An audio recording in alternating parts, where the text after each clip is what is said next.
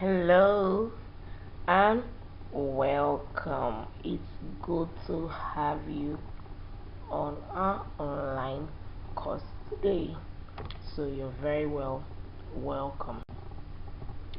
This is our masterclass, marriage masterclass. So we're dealing with principles of choosing a life partner. This is what you need. Okay, if you're single, you need this. If you want to settle, or maybe you've been hurt in the past, you had a broken engagement, someone disappointed, you had a heartbreak, and you're about to lose hope in marriage, and then you don't know what to do next, this is it for you. Alright, try again. I want to give you the opportunity to try again. I'm not saying there was something you did wrong the last time. I'm saying that you could have a chance of having an awesome marriage after all. Alright, so you're ready to be married, you have something you're doing, you have a work, you have a job, you need to plunge into this course. Alright, so I'm your instructor for this online course. My name is Jane Nana. As you can see, I'm a family life consultant, and then I've been married. Of course, I'm Nigerian, I'm African. I've been married for just 7 years. Yeah. Someone says just yeah. The reason why you need someone like me is because sometimes when someone is married for 50 years, 25 years, we feel that the person is disconnected from our generation or disconnected from our dispensation. So sometimes we need someone closer who exactly knows what we are going through and can help us, because some of these 50 years in marriage, their principles are amazing, wonderful, but sometimes they may not be applied to our 21st century marriages right now. Yeah, so that's that. So you need me. If you're single, you need me. I'm not too old, I'm not too young to help you. So I've been married for 7 years and I have 3 children, also family.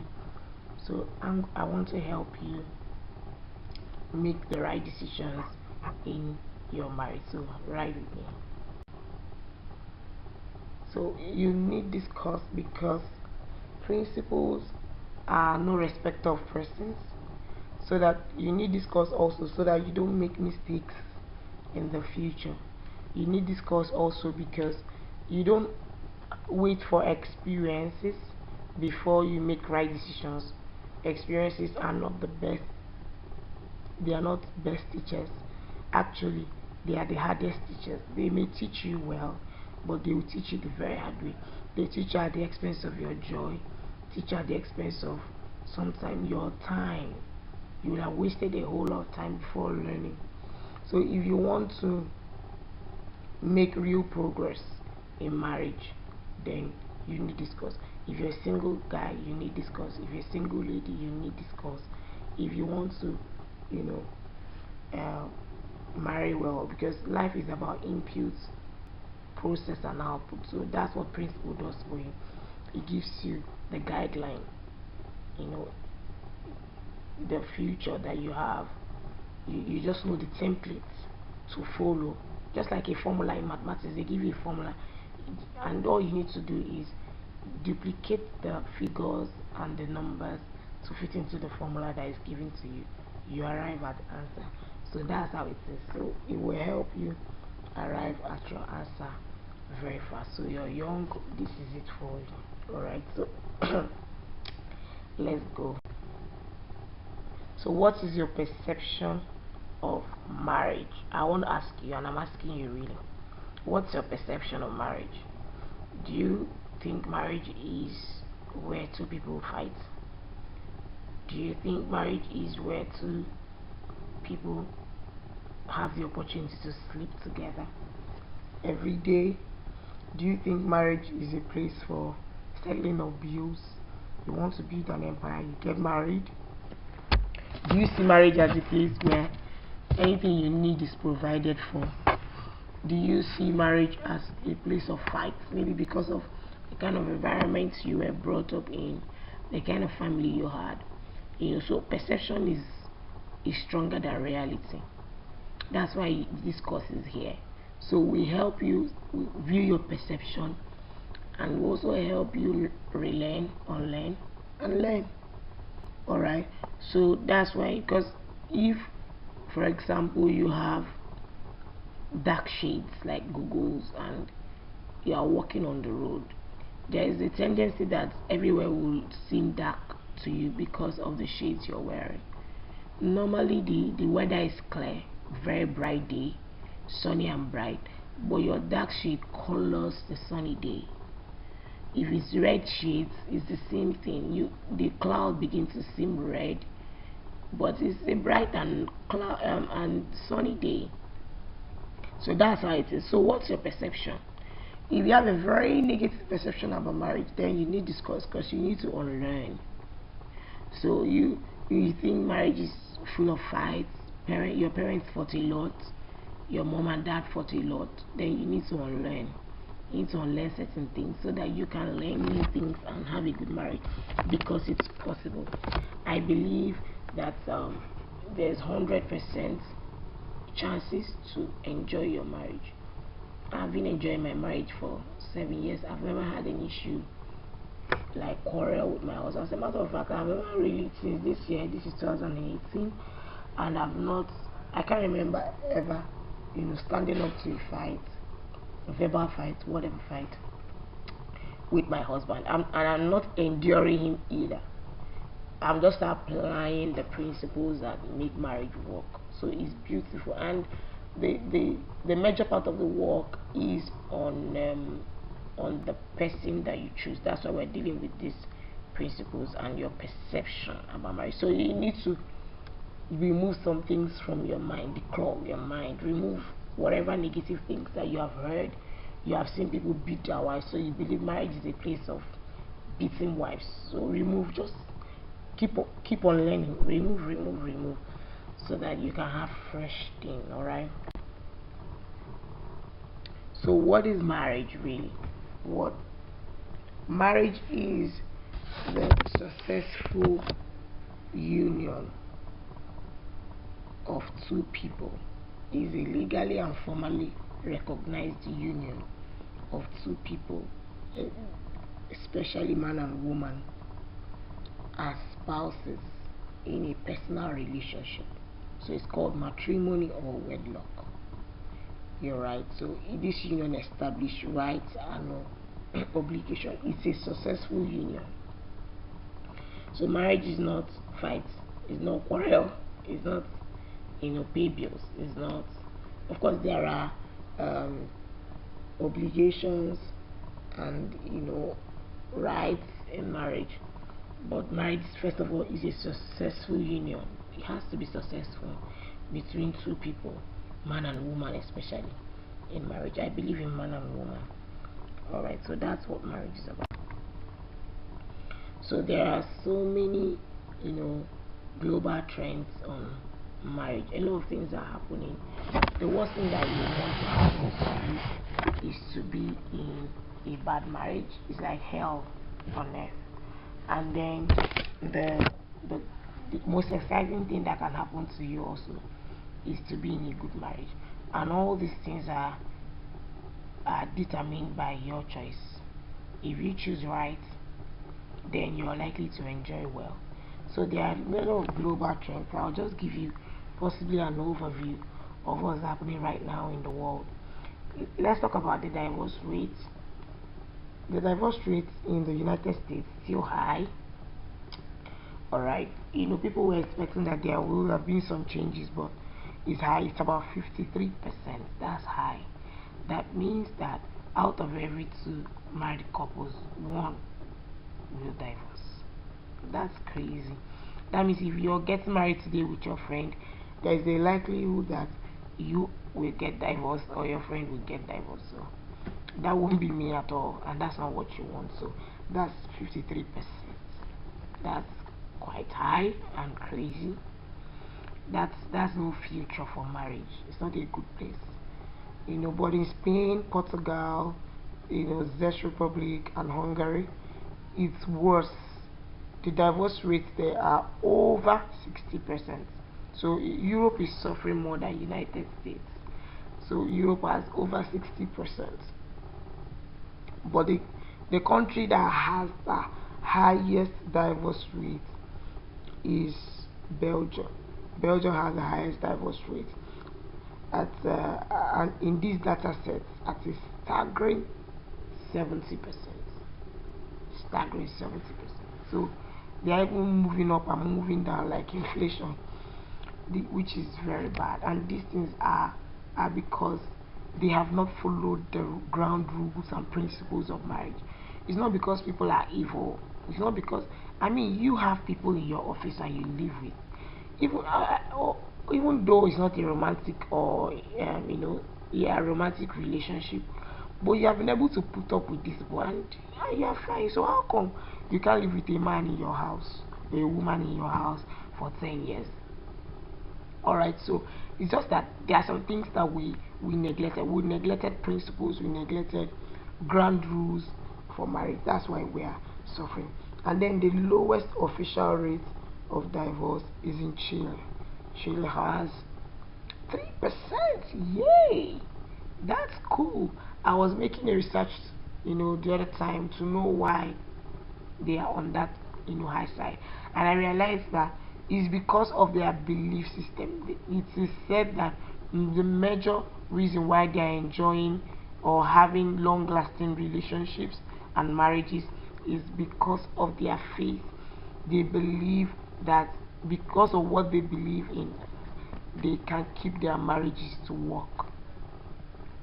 So I strongly believe in marriage, and if there's anything that can help my marriage stand, I'm all for. If you say my marriage is going to work because I have to be nice, I have to be submissive as a woman, then I'm all for anything that's going to make me enjoy my marriage, because the devastating effect of divorce is too much. Yeah, the truth is that you know divorce can be the best option or the quickest option for a very bad marriage, especially a marriage that has so much abuse, domestic violence. Divorce can be a way out immediately, but after a long run, 10 years down the line, 20 years down the line, that's a terrible place to be. What of our children? So the rate of divorce, the effects of divorce are so much telling on our children. We have children that have low self-esteem, children that are broken, children that are suffering from rejection, children that are having high level of absenteeism in fatherhood, nobody to caution, train them, no fatherhood figure, no father figure in their lives, and it's a very bad place to be for our children. So, and our children are the future of tomorrow. That means they are the next society. So if our divorce is affecting our next society, we can we now tell why our society is the way it is. So our society is the way it is because of broken marriages. People are broken and they release broken children. So that's what's happening right now in marriage. That's why we have high standards of domestic abuse, because we're not following the ground rules available. But of course, there's a way out. There's a way out. There's a way out. Yeah.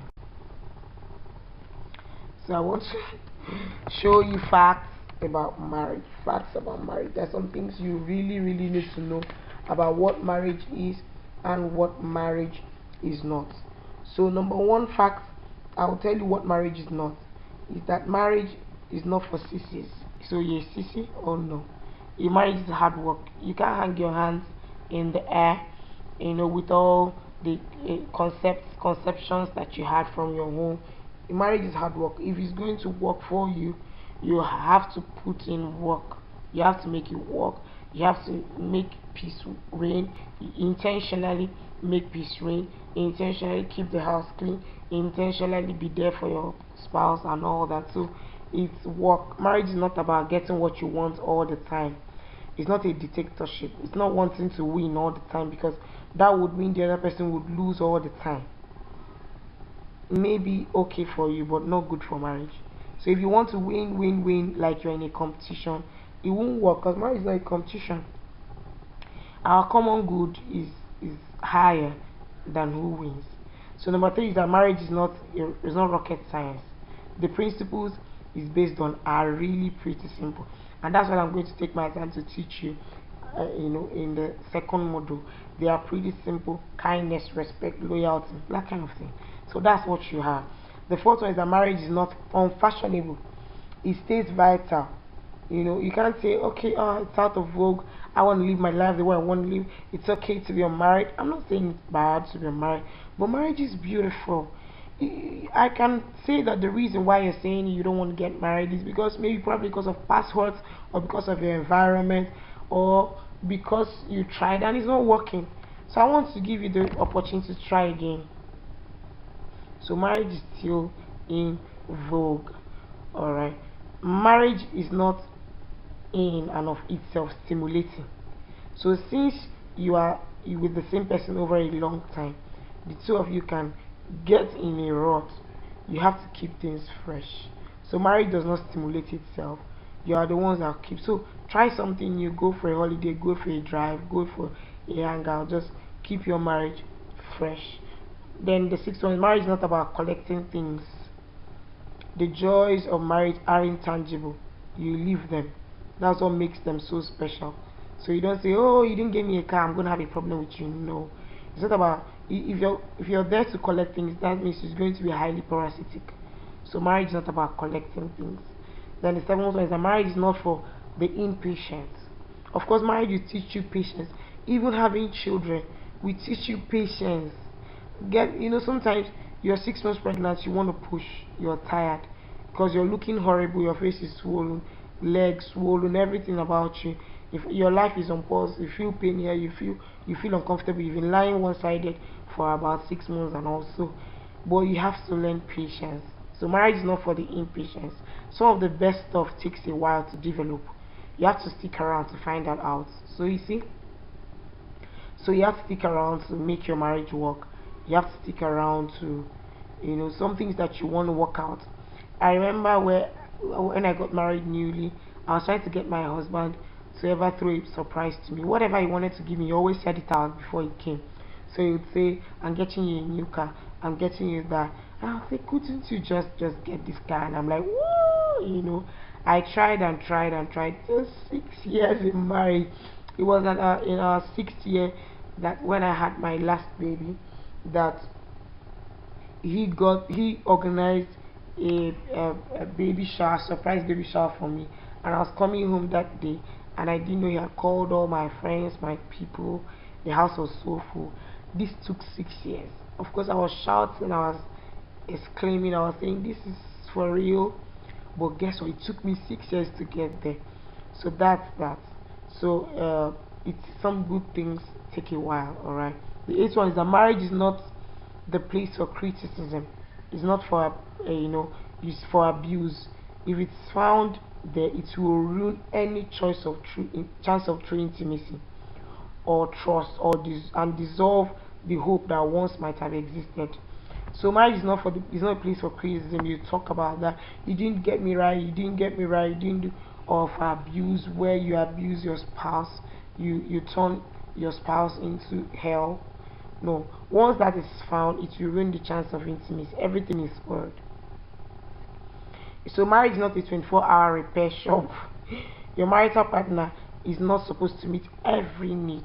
Some of those needs you have to take care of yourself through your friendships and other activities. Some of them will come by God, some will come by your friends. That's why you don't lock your friends out because you're getting married. So immediately after your marriage, you don't call your friends anymore. No, no. Marriage is not a repair shop. Your marital partner is not supposed to meet every of your need. Then the 10th one is that marriage is not self-sustaining. It does not strive, I said that before, on its own. If you all focus on the kids, you're making a mistake. So you have to also leave the kids and focus on yourself. The 11th one is that marriage isn't boring. Two lives woven together can be quite exciting. There's just something about watching someone very different from you living their life in an extremely different way, up close and personal. You learn from that. So marriage isn't boring. So that's your perception about marriage should change. You should unlearn it immediately. Marriage is not boring. Then the 12th one, which is where I'll stop and I'll talk about what marriage is that marriage is not without conflict. So knowing how to disagree and work through anger and disappointment is probably the key to lots of stuff going well. Getting to know that cooperating, you know, you get together, you understand that there's no marriage without conflict. There's always friction. There's a book by, I think it was by Gary Chapman, Women Are From Venus, Men Are From Mars. You know, it's not that we are from different planets, but it's trying to explain that we think differently, we reason differently, we even achieve results differently. So that in that way, when we merge ourselves together, there must be friction because we are different people. So marriage is not without conflict, but your ability to disagree in love is what keeps your marriage going. So what is marriage? Marriage is the potential for an intense, deep, and diverse intimacy, sexual, emotional, relational. Second one is a marriage is knowing someone has your back always and you have theirs. It's about interdependence.